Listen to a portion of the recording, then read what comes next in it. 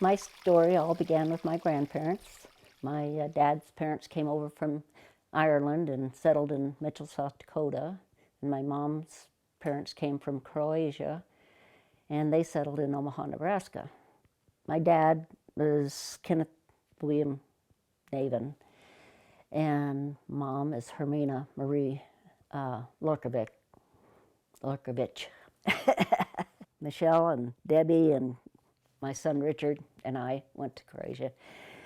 They corrected me on the pronunciation because why we went over there looking for a Lorkovich, and he says no, it's pronounced Lorkovich. And it depends, I guess, on where they put that accent mark in the name. So my dad's dad had a bar in Mitchell, and he worked there to pay his way through medical school. And he went to Creighton University in Omaha, and that's how he met Mom at a dance. After he graduated, they got married, and he tried to set up his practice in Mitchell, and because my older brother, I know that's where he was born. I think my sister was too. And I had 3 older siblings, Rosanna, Kenny, and Bob. But they moved back to Omaha, and I was born in Omaha, August 23rd, 1938. And a year later, we moved to Hastings, evidently, because my sister was a year younger than me, and she was born in Hastings, Michigan. And then Dennis Warren 5 years later. And then Mom and Dad had a little hiatus there, and we call them the second family. They had 3 more, Larry, Philip, and Helen. And we were only in Hastings for about a year, and then he went into public health and moved to Jackson, Mississippi. And we were there for 5 years. I made my first communion there. And we had a great time growing up there. We had a lot of friends in the neighborhood, and we had a place that we called the Scary Place. It was a big forested area with a ravine running through it, and Tarzan was real popular at the time, and there were vines growing on the trees that we'd pulled away, and we'd swing out on the vines over this ravine. How we survived, I don't know, but anyway, that was one of my good memories. And when we lived in Jackson, the big thing too was we went to the Mardi Gras, and I really remember that, the parade and all the festivities and the necklaces that they were throwing out, and the fancy restaurant that we went to eat at. And then we went to Shreveport, and so Dad could get his shrimp for his shrimp Creole. After we moved from there, we moved to Hattiesburg, Mississippi when I was 7. So we lived in Hattiesburg for only a year, and then we moved to Shawnee, Oklahoma, and Dad was been promoted to director of public health. While we were there, he actually took on 2 counties. He was Pottawatomie County Health Director, and he also took care of the Indian Reservation. They had a TB sanitarium, and he had a clinic built, and the clinic was dedicated in his name after that. But when he took on that, after he'd had that second county, Ada County, it got to be too much, and they weren't able to provide the money that he needed to run it, so he relinquished that to someone, back to them, and they had to find another director for that. So he just stayed with just Potawatomi County. I went to St. Benedict's School and high school when we moved to Shawnee, and I was in Shawnee till I graduated high school in 1956. Well, my sister Rosanna went into nursing. She went to the hospital in Tulsa. And a lot of my friends were going to nursing at Mercy Hospital in Oklahoma City. And I thought, well, that sounded like a good profession to go into, so I decided I'll go into it too. And my friend that I'd gone through school with, she was going to school there, so we decided to be roommates. So that's how I wound up at Mercy. And then while I was at Mercy, a friend called and she wanted to know if, she says, I have a friend that he's just he's just got back from Alaska, a tour over there, and he wanted a date with a nice Catholic girl that was tall enough for him. And I said, I just don't like blind dates, so I declined the offer. And when I got back to the room, my roommate says, you had a chance to get out of here and you didn't take it? And so I called her back and I says, okay, I guess I'll go. His name was Richard Becker, and he was from Idaho. He was stationed at Tinkerfield Air Force Base in Del City. And we dated for 3 months, and then actually we were at a drive-through, and he pulled out this ring and asked me to marry him. And I still had a year of school to go through, and I thought, I said, I'm not ready. And he was very disappointed.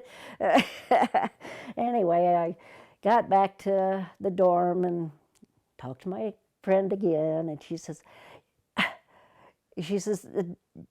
to get engaged doesn't mean you've got to get married right away.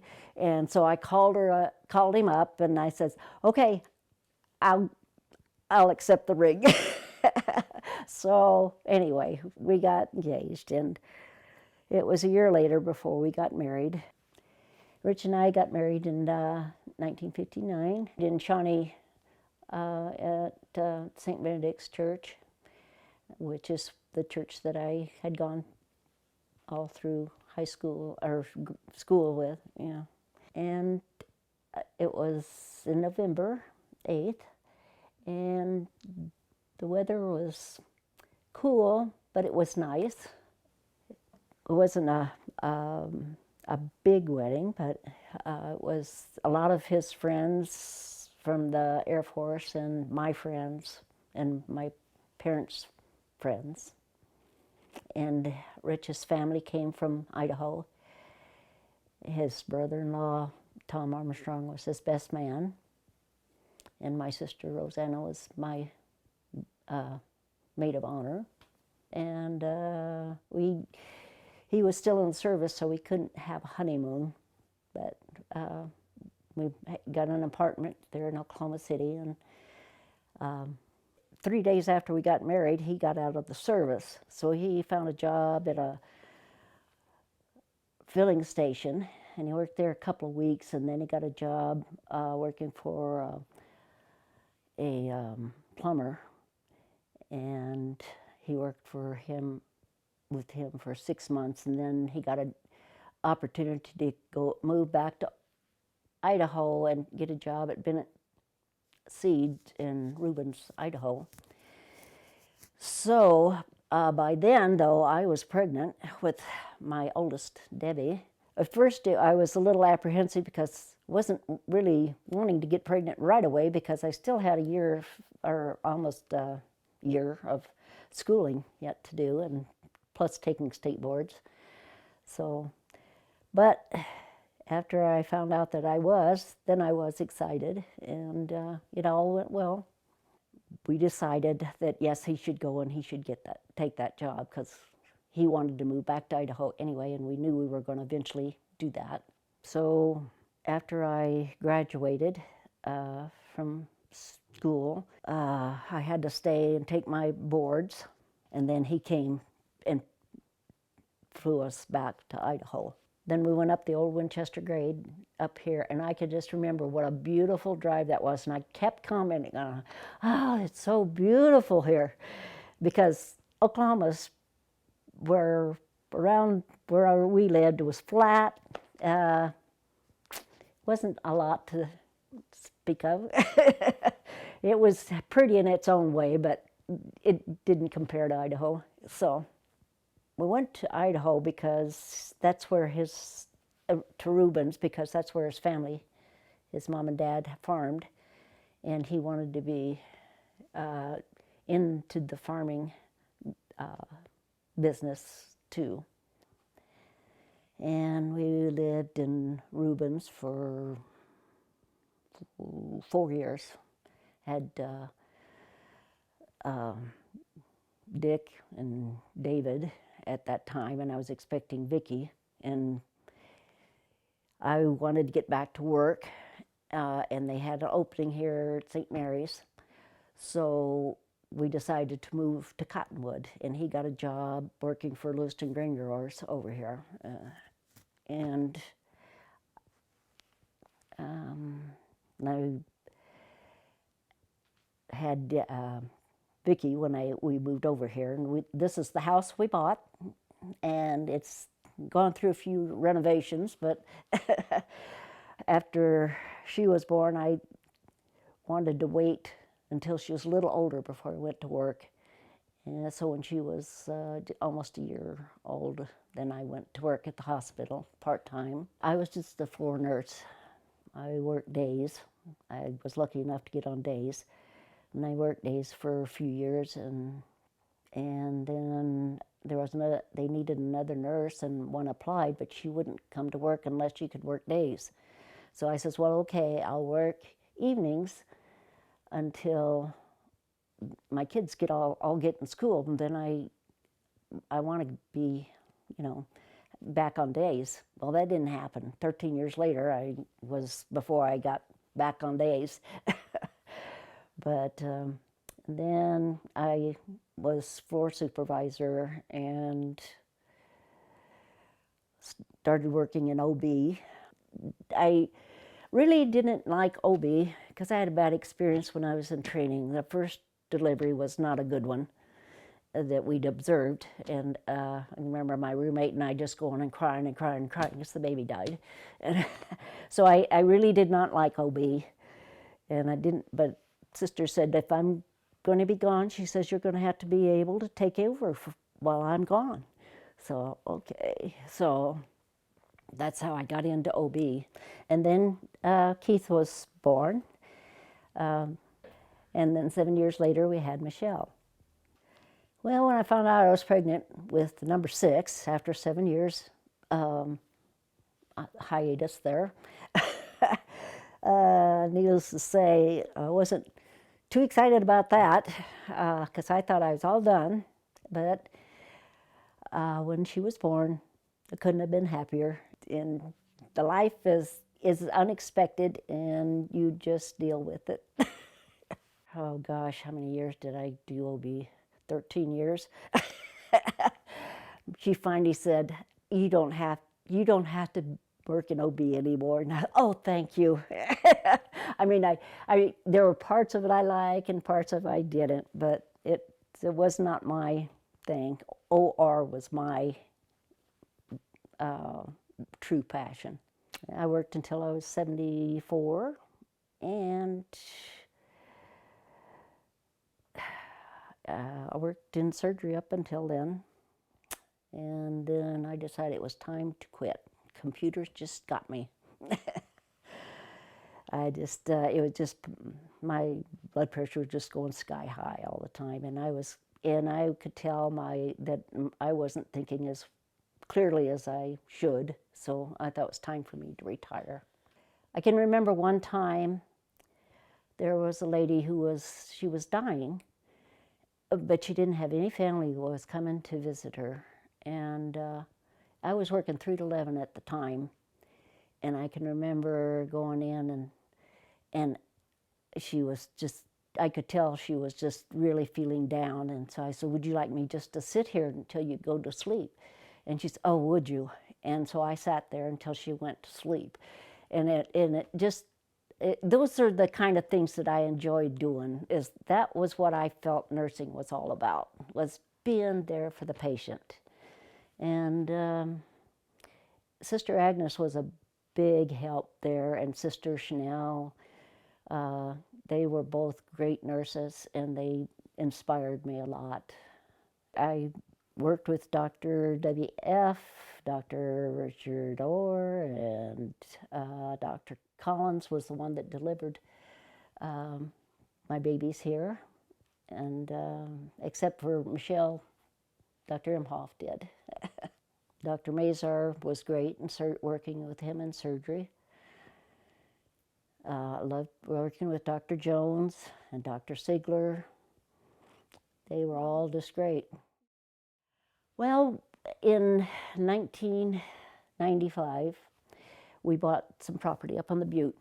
And Rich had an episode a year or so earlier where he spent the time in the hospital with the intestinal problem. They didn't really give me a diagnosis for what caused it, but he kind of came out of that. And we bought this property. And about a month after we bought the property, he started not feeling well. And I told him he had to go to the doctor and find out what's going on. And that's when he was diagnosed with cancer. Dr. Jones took a biopsy from a lymph node, and it was cancerous, and he had it in his lungs and his liver. He went on chemotherapy, and he actually got rid of the cancer from the neck down, but he really lost a lot of weight, and I found that the sublingual B complex and another medication I can't remember right now, just within a week after starting him on that, he got his appetite back and he started gaining weight and got to feeling better. But he was still with a friend, Vern Gehring, made all the roads and leveled off a couple of areas up on the property. And when he felt better, he actually did quite a bit. And then about maybe 10 months, I guess, after that, then he started having seizures in his legs. And they found that he had brain tumors. And then he passed 3 months after that. My biggest accomplishment is my family. They all had their problems growing up, and they all turned out great. They're all doing well and raising great families. All their kids, my grandkids are great. So, and amongst all the kids, we had 17 grandkids, and we're blessed with more grandkids through marriage. And we have 17 great-grandkids and 2 great-great-grandkids. I like gardening, but I can't say that I enjoyed the work of gardening. I just like a nice garden, a nice yard. So I describe myself as laid back and just take one thing at a time and deal with it. But nothing is ever so bad that it can't be remedied. I just honestly feel like people give up too soon and don't work at trying to better themselves.